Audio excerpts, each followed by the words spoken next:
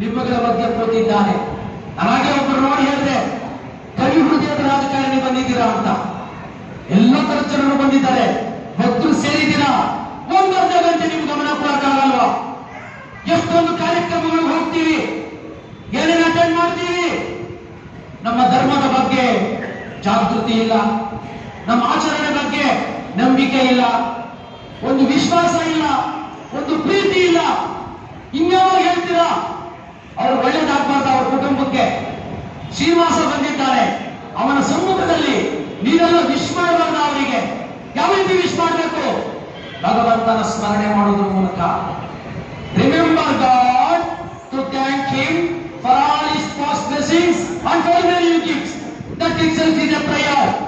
You need not sit hours together in puja room. ಜಪಮಣಿ ಹಿಡ್ಕೊಂಡು ಕುತ್ಕೋಬೇಡವಾ? ಕೃತಜ್ಞತೆಯಿಂದ ಸ್ಮರಿಸು.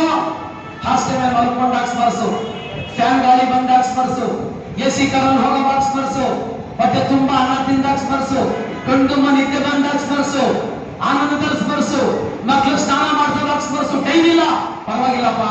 ಸ್ನಾನ ಮಾಡುವಾಗ ಗೋವಿಂದಾನಿ, ಪಾತ್ರೆ ತಿಕ್ಕುವಾಗ ಗೋವಿಂದಾನಿ, ಕಸ ಗುಡಿಸುವಾಗ ರಾಮಾನಿ, ಅಡುಗೆ ಮಾಡುವಾಗ ಶ್ರೀಹರಿಯನ್ನಿ, ಡ್ರೈವ್ ಮಾಡುವಾಗ ಶಿವ ಶಿವಾನಿ, ಸೈನ್ ಮಾಡುವಾಗ ಗೋವಿಂದಾನಿ, ಮಕ್ಕಳು ಕಾನ್ವೆಂಟ್ ರೆಡಿ ಮಾಡುವಾಗ ರಾಮಾನಿ.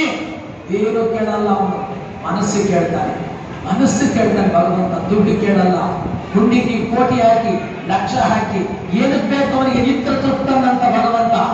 ಆದ್ರಿಂದ ನಿಮ್ಮಗಳೆಲ್ಲರ ಪಾದ ಕಮಲಗಳಿಗೆ ನಮಸ್ಕಾರ ಮಾಡಿ ಕೈ ಮುಗಿದು ಕೇಳ್ಕೊತೀನಿ. ಒಂದು ಸ್ಮರಣೆಯಿಂದ ಹೇಳಿ, ಹೇಳ್ಕೊಟ್ಟಿದ್ದು ಮಂತ್ರವನ್ನು ಶ್ರದ್ಧೆಯಿಂದ ಹೇಳಿ.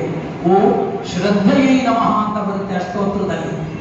ಶ್ರದ್ಧೆನೇ ಮಹಾಲಕ್ಷ್ಮಿ. ಶ್ರದ್ಧೆ ಮಹಾಲಕ್ಷ್ಮಿ ಗುಣ ಅಲ್ಲ, ಶ್ರದ್ಧೆನೇ ಮಹಾಲಕ್ಷ್ಮಿ. ಭಗವನ್ ನಾಮವೇ ಭಗವಂತ, ಭಗವಂತನೇ ಭಗವನ್ ನಾಮ. ಭಗವಂತನಿಗಿಂತಲೂ ಶಕ್ತಿಶಾಲಿ ಭಗವನ್ ನಾಮ. ನೀನ್ಯಾಕೋ, ನಿನ್ನ ಹಂಗ್ಯಾಕೋ, ನಿನ್ನ ನಾಮಗಳು ಒಂದಿದ್ದರೆ ಸಾಕು ಅಂತ ಪುರಂದರದಾಸರು. ಅದಕ್ಕೆ ಈ ಒಂದು ಮಂತ್ರವನ್ನ ನೀವೆಲ್ಲ ದಯವಿಟ್ಟು ಶ್ರದ್ಧೆಯಿಂದ ರಾಜಾಚಾರ ಕುಟುಂಬಕ್ಕೆ ಒಳ್ಳೆಯದಾಗಲಿ ಅಂತ ಪ್ರಾರ್ಥನೆ ಮಾಡಿ ಎಲ್ಲ ಶ್ರದ್ಧೆಯಿಂದ ಹೇಳಿ. ಓಂ ಶ್ರೀ ಮಾತಾ